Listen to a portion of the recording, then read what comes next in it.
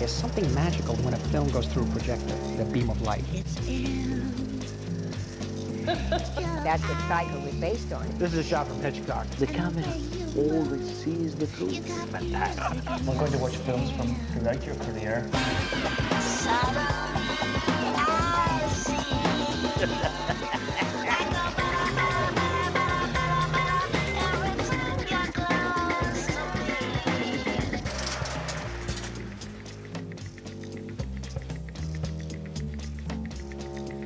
Woody Allen's probably the most famous film director in the world, so much so that the recent animated film Ants played on what everybody thinks they know about him. I was not cut out to be a worker. I'll tell you right now. I feel physically inadequate. My whole life, I've never been able to lift more than 10 times my own body weight. His neurosis, hypochondria, Jewishness, sexual obsession, and existential questioning. I'm what you would call a teleological existential atheist. The man himself was born Alan Stewart Königsberg in Brooklyn in 1935 to an Orthodox Jewish family full of women whose values, he said, were God and carpeting. At 16, he was writing 50 jokes a day. Influenced by Bob Hope, he started in stand-up comedy and then began a career in film writing and directing, which over 3 decades has amounted to 30 pictures, ranging from slapstick comedy to psychological drama. I have a light in my glasses. It happens to me all the time. But 6 years ago, people stopped laughing at Woody Allen. A sexual relationship with the then 21-year-old adoptive daughter of his partner, Mia Farrow, was reported worldwide. Another daughter, Dylan, apparently accused him of sexually abusing her. The ensuing court case was undignified, found the director to be an inadequate parent, but failed to support the child abuse charge. A panel of social workers concurred. Like the scandals in the lives of other artists, these events distracted people from the work itself. By that stage, Allen had received no less than 21 Oscar nominations. People always say, oh, I very much liked your film, I very much liked your film. Because what can they say out of common politeness? He's total creative freedom over his films. The only other American to have this is Steven Spielberg. If I had dinner at your home, even if I didn't like the meal, I would say to you, thank you very much, dinner was wonderful. No, you could be more honest than you know. Actors as varied as Julia Roberts, Michael Caine, Leonardo DiCaprio, Liam Neeson and Sean Penn have taken massive cuts in salary to work with him, and yet audiences for his work are not growing. So how do we account for the film world cult of Woody Allen? How does he write, shoot and cut his pictures? Is it true, as one critic has said, that without Annie Hall there'd be no Ally McBeal? Without Zelig there'd be no Forrest Gump? Or is it more the case, as another put it about his constantly repeated obsessions, that Woody Allen needs to get out more? Here he is to talk about his life and work.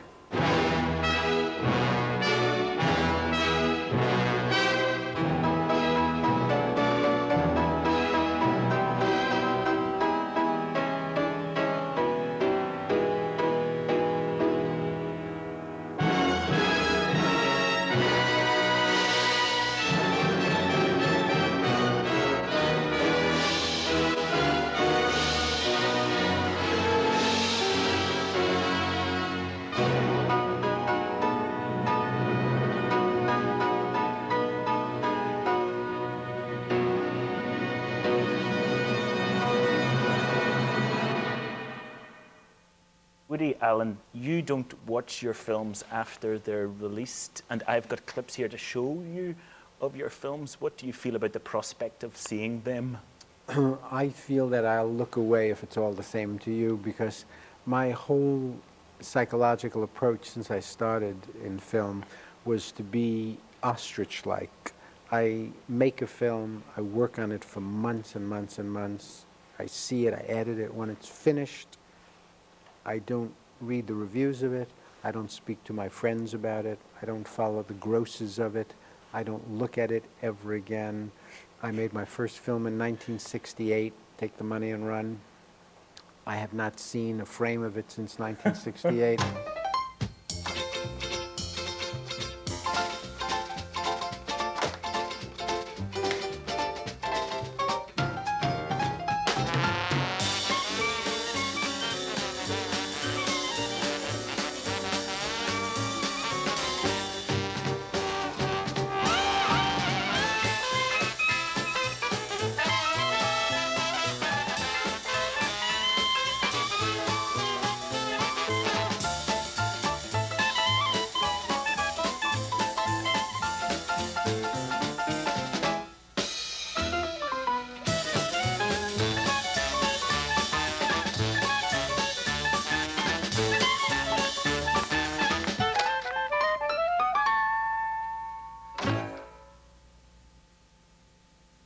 I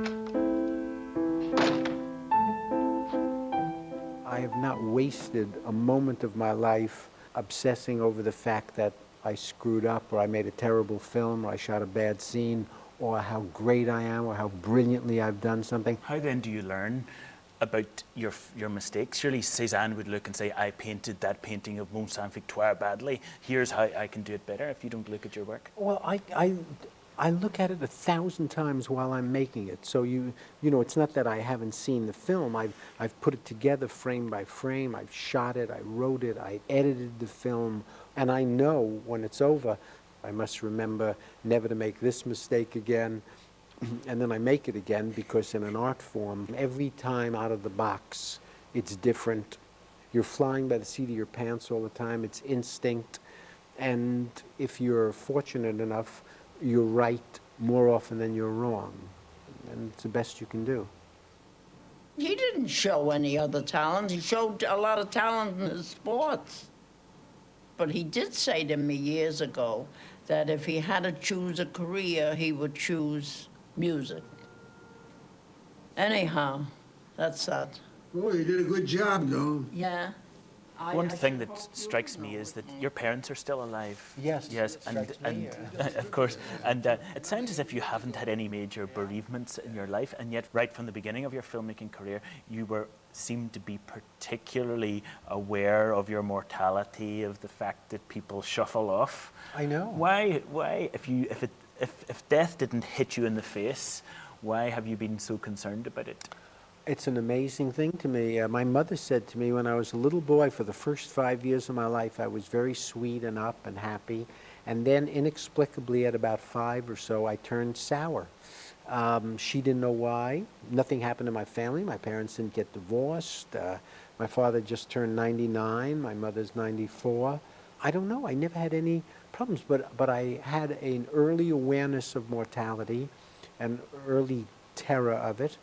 And it became an obsessive thing with me and has haunted me my whole life. I was walking through the woods thinking about Christ.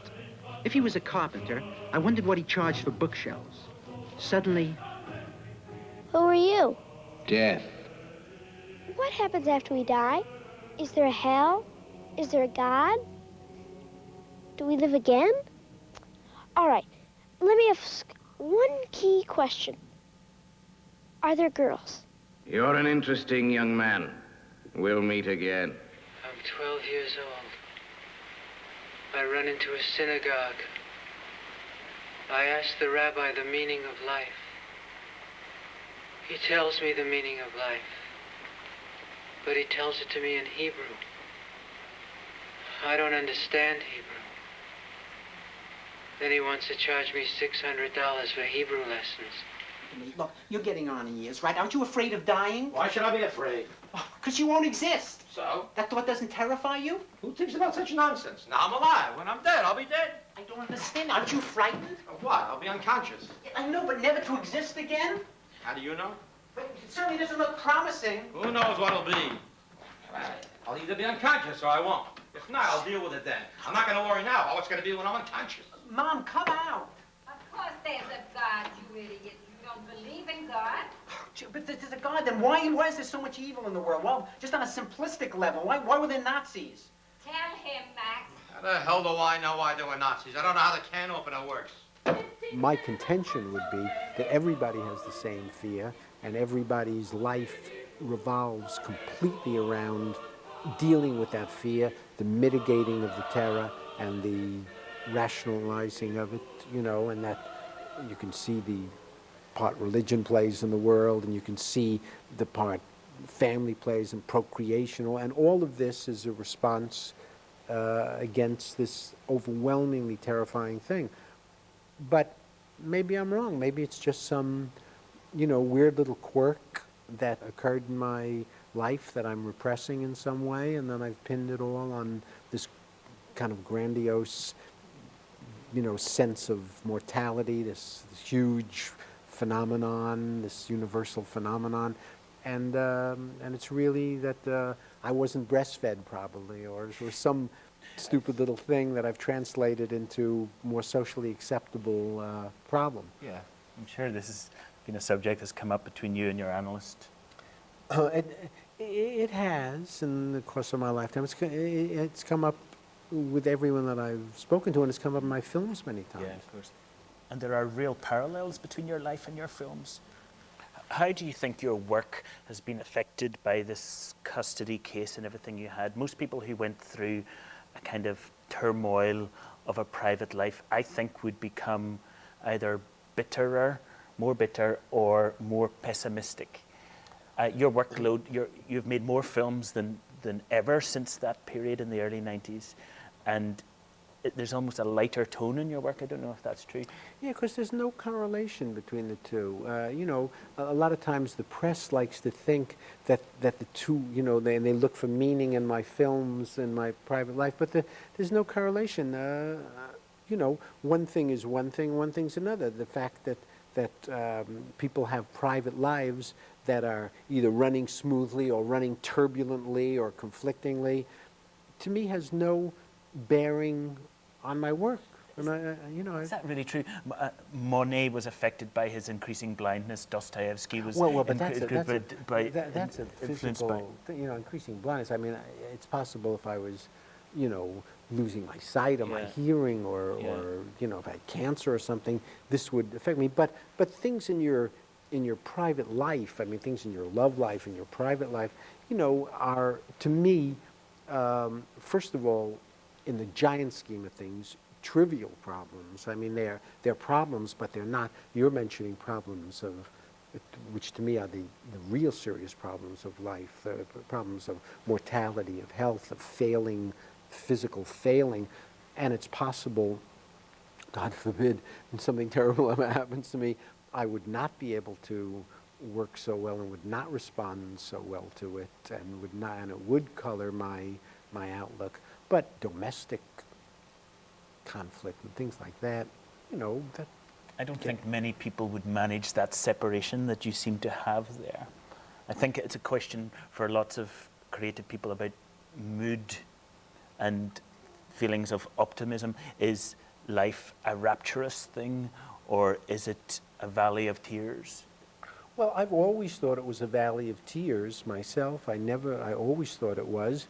And no single phenomenon that isn't mortal would change that. That is to say, you know, the death of a loved one or something, I can see as, you know, knocking you for a loop and having an effect on you. But if I'm sad in my real life, it doesn't mean I make a sad film. Or if I'm happy in my real life, you know, I mean, if anything, and I think Billy Wilder made this point in his interview,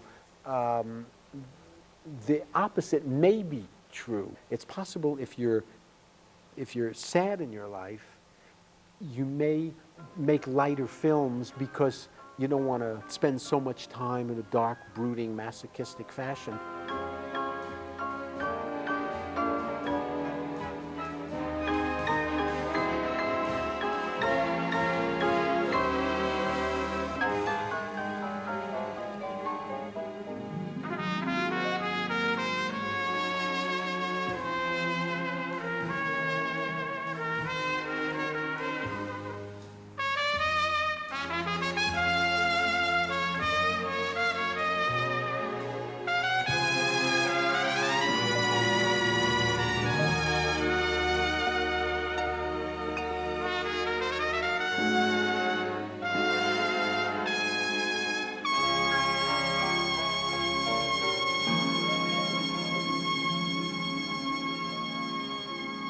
Your films are full of references to artists and mentors. Who are your particular idols?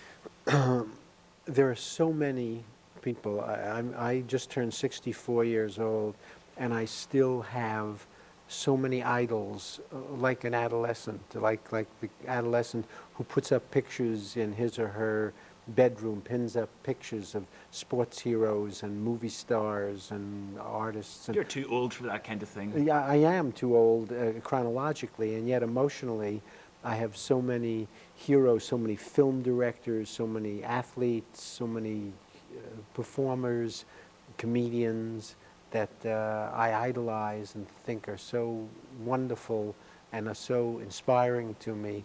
The work of Ingmar Bergman and Fellini and Kurosawa and Renoir and Truffaut and Godard and Chaplin and Keaton and the Marx Brothers and W.C. Fields and Ernst Lubitsch and Orson Welles and many athletes. You know, I mean, that I truly just am awestruck by to this day.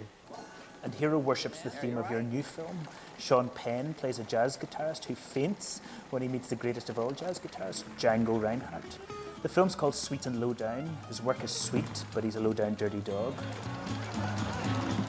Now, is that the way creative people are? Is that the way you are? Not all of them, by any means. But what's interesting to me are those artists who create these great works of beauty, whether it's music or painting or poetry, and you would think that the person who did this has got to be sensitive and compassionate and full of depth. And you meet the person, and they're shallow and infantile and vain and cruel and untrustworthy, and so that to me is, you know, dramatic and comic and worth fooling around with in film. And I've done it in a number of films, actually. This is not the first one. If you recall, Bullets Over Broadway, for example, the talented one is the murderer. Let's say she was ruining the play, which she was not. She was just diminishing it. She was ruining it. Let's say she was ruining the play. Does that mean that she deserves to die? There was nowhere to fire her. What kind of inhuman monster are you? I think you better leave. I don't think I will. I think I better stay. You should be thanking me. We're both in this together. No, we're not. Because I didn't want her dead, see? You understand what I'm saying? I'm not in it at all. I'm not in anything because You choose her over the show. Of course. Of course I do, yes. You think it's right some tootsie walks in and messes up a beautiful thing like this, huh? I wanted a great play as much as you did. Not as much. But you don't kill for it. Yeah, who says? My father used to listen to the opera. He loved the opera. But if a guy stunk... What, he killed him? One time in Palermo. I'm an artist, too. I'm not a great artist like you, but I'm an artist. But you know what? First, I'm a human being. I'm a decent, moral human being. There are many artists who are very lovely people, but they're just not as interesting for me to write about as the ones who are so antithetical in their personal lives. I've got here a clip from Sweet and Low Down where Samantha Morton and Sean Penn have just had sex, and he plays the song "Everybody's Blowing Bubbles" to her. Oh, right. I'm Forever Blowing Bubbles. I'm for everybody's forever blowing bubbles. Here's the scene, which you're not looking at. I'm not, but I know it so well. You know, I've just worked with it for... What did you want to do in this scene? What's it about, this scene? I wanted to have Sean play the guitar and show the effect that his music, what a boor he's been, that he's taken this poor girl home and slept with her and just wants her out. He couldn't care less about her, and he promised that he would play for her.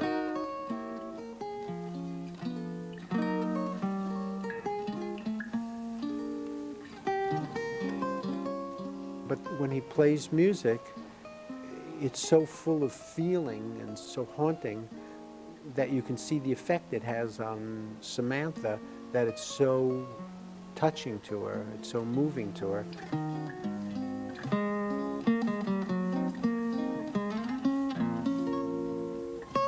And of course, she did not let me down. She made the right faces at the right time. She's making a face. You could sneak a little like there. I know what it is. You know believe exactly me. what that face is. I know what that face is. I sat very through bizarre. it many times. And she doesn't speak at all in the film. Right. Why? Why? Because when I wrote the story, I thought the character that Sean Penn plays is such a braggart and so self-involved and so vain and so full of himself that the ideal woman for him to fall in love with is one that just idolized him and couldn't speak at all. She just lives for him. She just worships him. And Samantha did not let me down. She played it exactly the way I wanted it. It reminded me of City Lights, that Chaplin picture.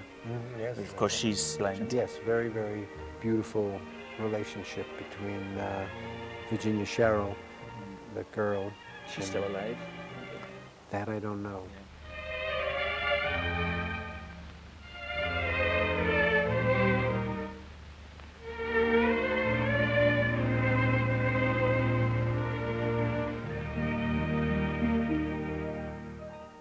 mentioning Chaplin there, it made me think that people like Charlie Chaplin and Groucho Marx, they had their screen image, a very strong, sort of almost iconic screen image, but in real life they look somewhat different. Now, everybody knows that you have this strong screen image, but you look rather similar in real life. I do. The same glasses and everything like that. Now, if you are concerned about people confusing your movies and your life, why do you not modify what you look like in a movie so that people don't make that mistake? It's too late. I should have thought of it when I first started. If I had thought that everyone was going to think there's not a big difference between me as there is between Charlie Chaplin, the man, and the tramp on the screen, I might have chosen some kind of broader character to play. I don't know if I would have had the skill to do that. I mean, I think the only character I can play on the screen is a character that does not have to play too broadly. But because of that, I am very often mistaken for the character in my movies because I look like the character in my movies and I sound like the character in my movies when I'm not in my movies. Maybe There's it's not not a big too late. difference. You could start now. Put on a fake mustache. Have different and glasses. Something. Yeah. This is Mr. Fielding Mellish, one of our company's research testers, who will demonstrate the execucizer. Now, you notice every part of the body receives an adequate exercise and workout with this machine. The pedaling action developed the muscle and keep the leg muscles flexible. When I first started making films, all I cared about was being funny. Joke, joke, joke, joke, joke, and if the audience laughed, I felt I did my job, and that was fine with me. There's a handle for each arm, and as he pulls those handles, the back muscles are brought into action in a manner that keeps the back flexible and keeps the back strong. And notice that basketballs come in from the side of the machine, and the basketballs, as they're handled by Mr. Mellish, develop reflexes. Have you any idea how many you can put out a year? Well, we'd like you to manufacture them. We can let you have the idea. We can let you have our patents. We can let you have the whole thing on a royalty basis. Oh, boy, I'd like to do that. Question of time, you'll do business with the United States government. I'm not suited to this job. Then, after a few films, I started to think, you know, I could give them a richer experience, I think. In addition to the comedy, you know, there could be real characters and real story. But in order to do that, one has to sacrifice some laughs, and that sacrifice, I think, worked positively. I think audiences like those later films better, although there are some people that to this day will still say that they liked the few earlier films of mine the most. And, you know, I think my later films are better. I do not want to spend Sunday together because I need some time alone. So be alone. I'm certainly not pushing you. Yes, yes, you are. And that quiet, steady way of yours. You're always there for me. Supportive is your word. Understanding. God, stop being so bloody well understanding. Well, I'm sorry, right? I still think a lot about Sally. I still have feelings for her. Feelings I don't think I could ever have for you. Oh, God. Where are you going? Oh, Judy. Judy. I'm sorry. I'm really so sorry. I never want to see you again, Don't okay? say that, Judy. I need you. I need you. It's good to know how you really feel. But I don't feel that way. I was just upset, darling. You are Please. so selfish and I am, I know. self-centered. Don't give up on me. I didn't mean those things, You right? just say I said them because I'm confused. I'm upset. Lord, I never want to hurt you again in my life. Bullshit. It's not bullshit. I don't deserve you. I'm sorry. Please. Now, these more mature films were all shot by the great Gordon Willis, and of course he was famous as the cinematographer on the Godfather pictures, amongst others. I learned a lot from Gordon. He's, I think, the best American cinematographer we've had. I don't want to make funny movies anymore. They can't force me to. I don't feel funny. I look around the world and all I see is human suffering. Human suffering doesn't sell tickets in Kansas City. They want laughs in Kansas City. They've been working in the wheat fields all day. That's a very kind of photographed film. Yes, that took us a long time to make. Everyone had to hit his mark or her mark precisely and to get that look, because the whole film really took place in the mind of the protagonist. And so I didn't want it to look like the real world. And you and Willis seem to evolve a certain style of shooting. Mm-hmm. The actors would walk out of shot and there'd be an empty shot and they'd be talking off camera. Right, I still do that. That's just one shot that we devised and we liked the look of it, so we did it a number of times. It's decaying. Am I the only one that saw that? The universe is gradually breaking down. There's not going to be anything left. I'm not talking about my stupid little films here. Eventually, there's not going to be any Beethoven or Shakespeare or... Have a nice weekend. Oh, great.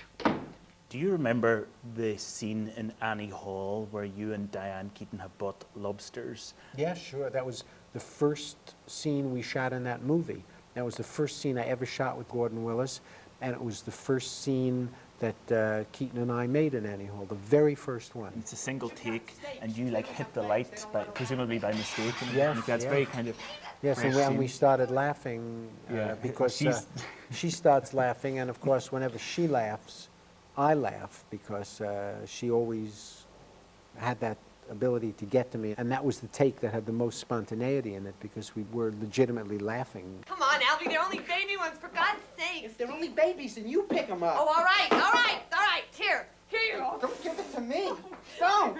Look, one crawl behind the refrigerator. It'll turn up in our bed at night. Will you get out of here with that thing? Jesus. Get it. Talk to him. You speak shellfish. Hey, look, put it in the pot. I can't put it in the pot. I can't put a live thing in hot Let me do water. it. What do you think we're going to do? Take it to the movies? Here you go. Oh, good, Alfie. Oh, thank you. Okay, it's in. It's definitely in the pot. Annie, there's a big lobster behind the refrigerator. I can't get it out. This thing's heavy. Maybe if I put a little dish of butter sauce here with a nutcracker, it'll run out the other side. You know, out of instinct. I'm gonna get my camera. Hold on. You know, I think... Is this the sort of scene that you would have scripted entirely? I did script it, but with all my scenes, I walk all over the script, and I encourage my actors to improvise. I'm not a jealous guardian of my own material, and so, you know, I'm able to get a certain spontaneity often when the actors respond to that. It's funny to hear that because I read somewhere that you said in an interview, I wouldn't work with any actor that challenged my blocking. And of course, blocking is the arrangement of people on a set. Do you think that's true? No, first of all, I can't imagine that I would have said that because I really let the actors walk all over me. That's one of the reasons they like to work with me, because I let them say what they want, I let them change what they want. Now, the blocking, you know, I'm a little more strict about than the writing, only because, you know, I work out the shot with the cameraman. I mean, I could see an instance where I might say, it's essential, it may not feel good to you, but it's essential for the shot you do this. But I'm very liberal with the actors. I mean, I never make them wear any costumes they don't like, or say lines they don't like, or, you know, and they feel a great deal of freedom. How do you account for the fact that Sam Shepard said this extremely literate thing, which was Woody Allen is a piss-poor director of actors? I don't know. I could never. In fact, I said, when I saw Sam, I said, I can't believe you said that. And he said, yes, I did say it. You know, I like Sam a lot. And, you know, we've seen each other since then. That was his experience with me. Didn't you fire him or something like that? No, I didn't fire him for a second. He worked on a film of mine. I shot the film over. I did such a poor job on the film that I shot it over. September. And he was not available, you know, to do it a second time, which I can understand. So I used a different actor in the role. But his experience with me, from his point of view, was that that I was a poor director, and you know, I can't necessarily argue with him. I mean, if that was his experience, I thought I was doing the right thing. You know, most of the people I've worked with over the years seem to be satisfied, or maybe they're not as outspoken as Sam. You know, but I don't know. Apparently Michael Caine phoned up Jenna Rollins when she was going to be in Another Woman and say, look, be careful, you won't get any close-ups. Yeah, that was just a coincidence. I generally, you know, shoot the film according to the demands of the script. When I shot Hannah and Her Sisters, there were just no close-ups required in the Michael Caine scene. They just, the scenes played better in wider shots, and I shot it that way.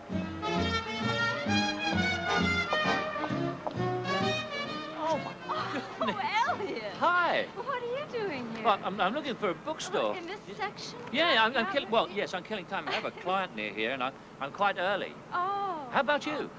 Well, I live... Oh, yeah. You live near yes, here. I do. Where are you headed? Oh, I was just going to my AA meeting. After a week of shooting, Michael came to me and said, I usually save my best work for my close-ups, but you're not shooting any close-ups. And I said, well, don't save it. Just, you know, just do it right now, because there probably won't be any.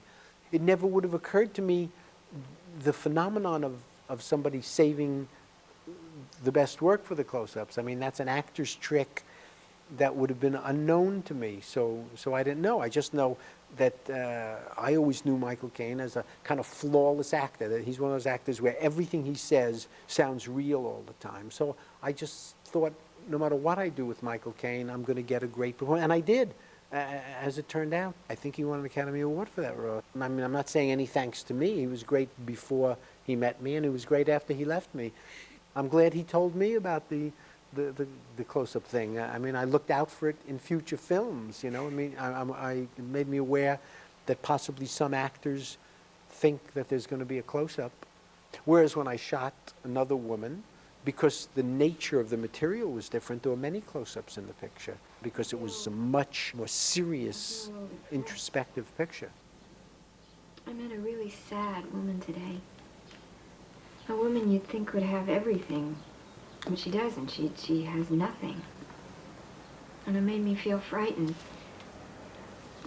Because I feel if I don't stop myself, as the years go by, I'm gonna wind up that way. She can't allow herself to feel. So the result is she's led this cold, cerebral life and has alienated everyone around her. Another Woman's one of your best, but what's the worst film you've made? There's so many of them, I can't, it would be hard. Give me the top 3 bad ones. I've made many bad films. It'd be hard for me to pick one, but let me say this. I don't think I've ever made one that really has lived up completely to my own expectations for it. There have been a couple that have come close. Purple Rose of Cairo was one, Bullets Over Broadway was one, Zelig was one, Husbands and Wives was one. But I mean, I'm talking like 4 films like out of 30. Most of them, I finish the film and I look at them and I say, this is the film and this is what I started with. And I see the difference. I'm disappointed so frequently. Now, the audience isn't always so disappointed because they don't know what I started with. The megalomaniacal dreams I had at the beginning, the grandiose visions. What goes wrong in general? Billy Wilder, for example, says, you know, a film is never as funny as the script. Is that it? For me, does I would comedy agree get lost completely. in the shooting? Yeah, because when you're sitting home at your desk or on your bed, wherever it is you write, it's beautiful. The whole process is appearing in your mind's eye. And so everything is smooth and the actors are ideal and everything is going great and it's funny. Then you finish it and you find you're not going to really get the actor you wanted for that part. And the location is not right. And the person you got is not doing it perfectly. And the joke you thought was so funny is not quite so funny. And you have a cold that day and you don't direct quite that well. And you can't afford to have 50 extras. You have to do that scene with 20 extras. And as my friend Marshall Brickman says, the truck with fresh compromises pulls up every day and unloads them. And this is what, and by the end of the film, you know, you've got an enormous compromise. Sometimes less of a compromise. Sometimes you come closer to your vision. But I would say Wilder was completely correct in that. It's so much easier, you know, or Tennessee Williams said, it's a shame you have to put on a play. It's a shame you can't write it and just throw it in the drawer, but you have to put it on. And with all the money in the world that people spend, they spend $100 million on a film, $50 million, and all the years of experience. You could get an experienced director, experienced actors and writers. They still make terrible films, or films that just miss, or films that are not very good, for all the effort that's put in, because it is really not easy to do. Mentioning Billy Wilder again, I don't know if you saw recently, but he said this thing which is interesting. He said, Woody Allen makes great episodes. Right, and it's just something that I like more. You know, Billy Wilder's talking from the point of view being a master of narrative structure. And I think I've done that in a couple of films where I've made a narrative film, but not much. I haven't concentrated on that. Maybe I should do that a couple of times because it would be stimulating for me and interesting. I know when I see his films, you know, I find them exhilarating.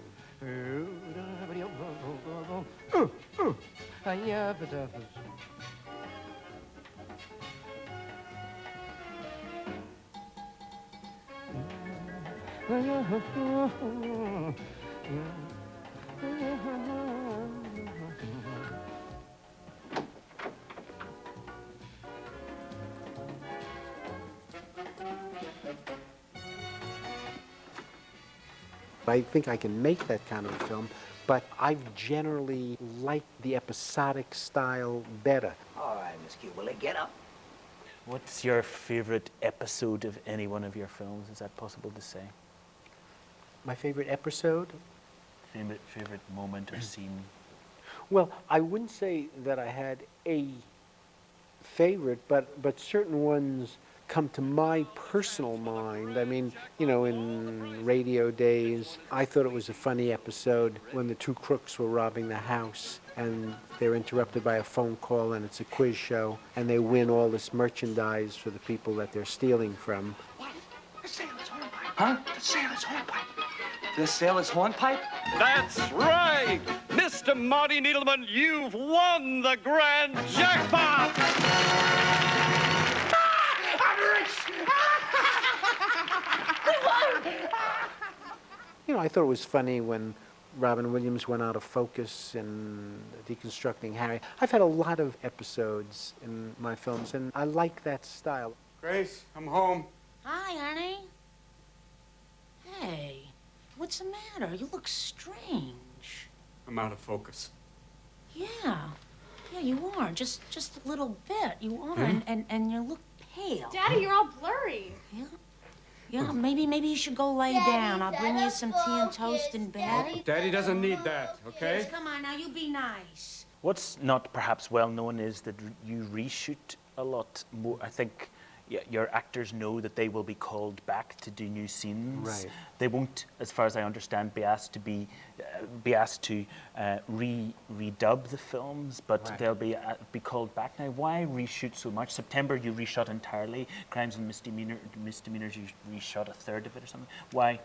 Of course, I could never understand when I first made my first film, Take the Money and Run, how any filmmaker ever makes a film without reshooting it. It would be like an author pulling his novel out of the typewriter and publishing it, but they don't. When you're a writer, you take your novel out, and then you rewrite scenes, and you do the second draft, and you look at that, and you fix things. Otherwise, you'd be lost. And this goes for anybody. I mean, this can be Tolstoy or, you know, whoever you want to use as an example.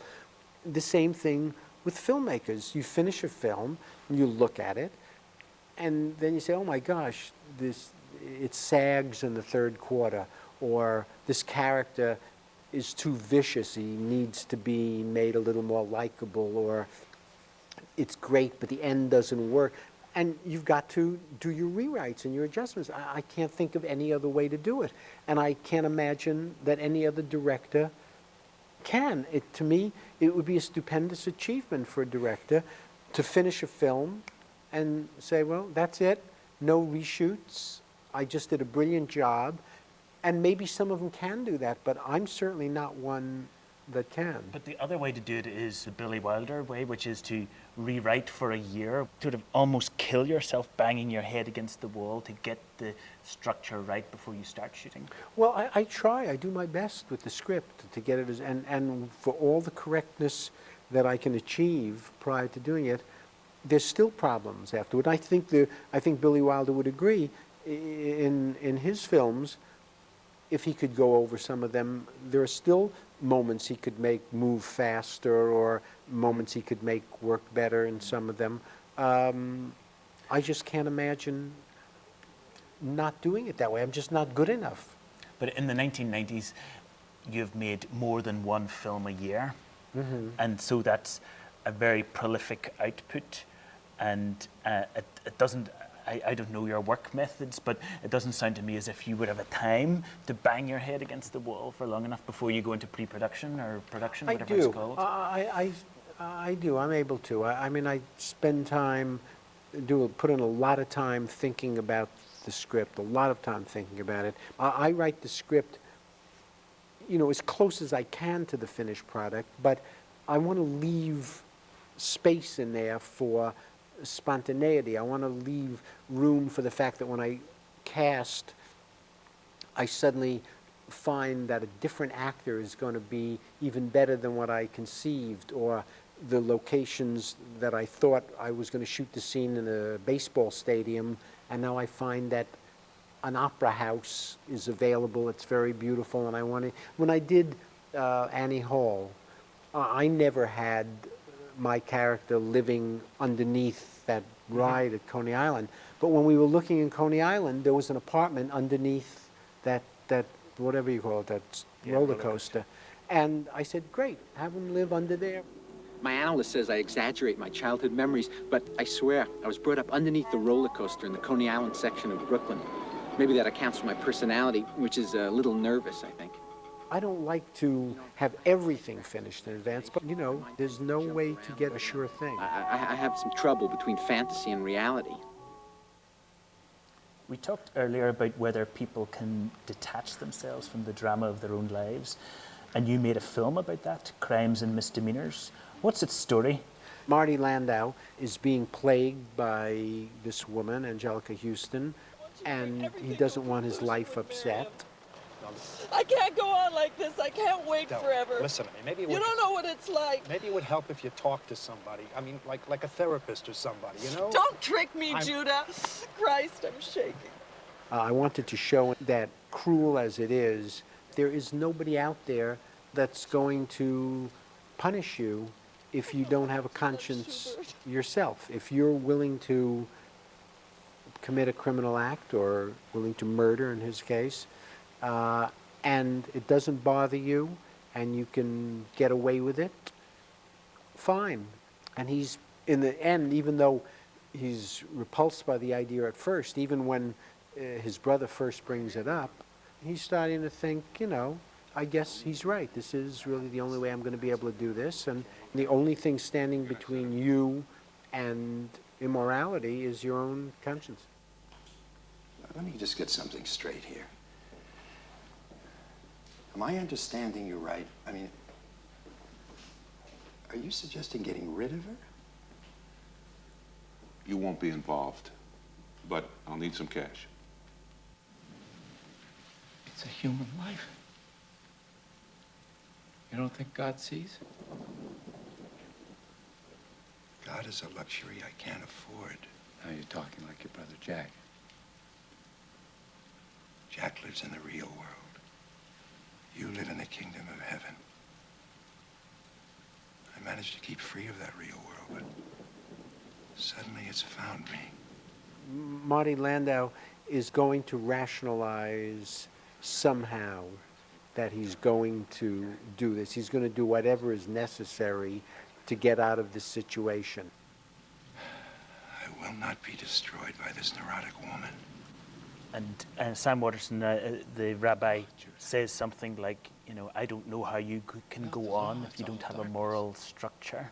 And God sees, and of course, there's a lot of blindness in this film, but it's like if somebody doesn't have a moral structure, if they can do whatever they want, then they're too free, surely. Isn't that the problem? He's just too free if he doesn't care whether he kills That's right, and if you can get away with it, you know, it's done all the time. And the only thing that you have to go by is your own moral compass. Is what she's doing to me just? Is this what I deserve?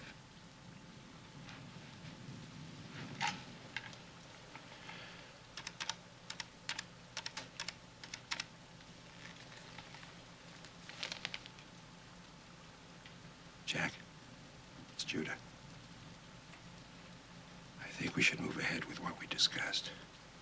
I mean, we beat the Nazis in the war, as was pointed out in the movie, but if we hadn't, if things had gone different, and there were a number of ways they could have gone differently, and the Nazis had won the war, or America had not entered the war, and they had taken over all of Europe, you know, they would have slept very well nights doing those things that they did, because they didn't have a negative conscience about it.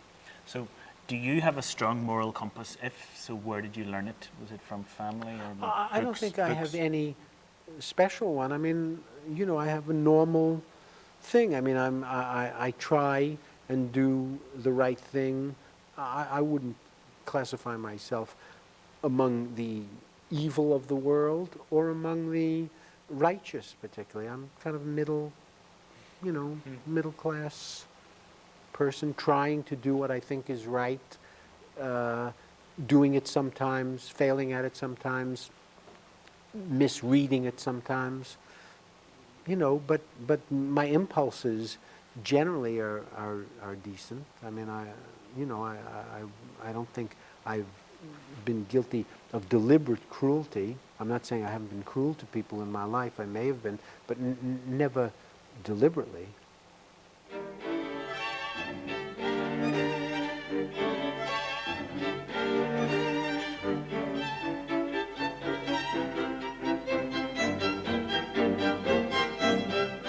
I don't think any of my films is a big deal. I mean, I think I'm given more credit than I deserve on them, that I am really a television comedy writer and comic turned filmmaker, in no way intellectual. I'll say it once again. The eyes of God see all. I have no ideas. I want to entertain. You can't say in no way intellectual. Surely you're underplaying your ambitions. And when you think of the people who influenced you, like the Marx Brothers or like Bob Hope, for example, there's a world away from them and a film like Crimes and Misdemeanors. Yes, but there is no, you know, real rhyme or reason to any of it, or no guiding philosophical thing. If the next film I think of is a musical or is a film about, you know, plague in 12th century Denmark, you know, that's what I'll do. You know, it's just whatever idea that I happen to get at the time that I think I want to share with an audience and that they'll enjoy. Woody Allen, thank you very much. Oh, thank you. Thank you. You may recognize this gentleman. I do recognize that gentleman. Django Reinhardt, a bit of rare archive there.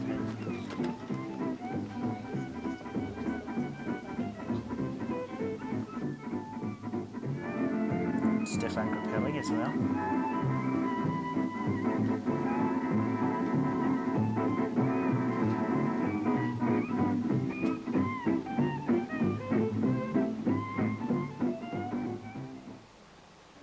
Right then, Woody. I'm really surprised you didn't watch any of your own scenes. Quite impressive, I think.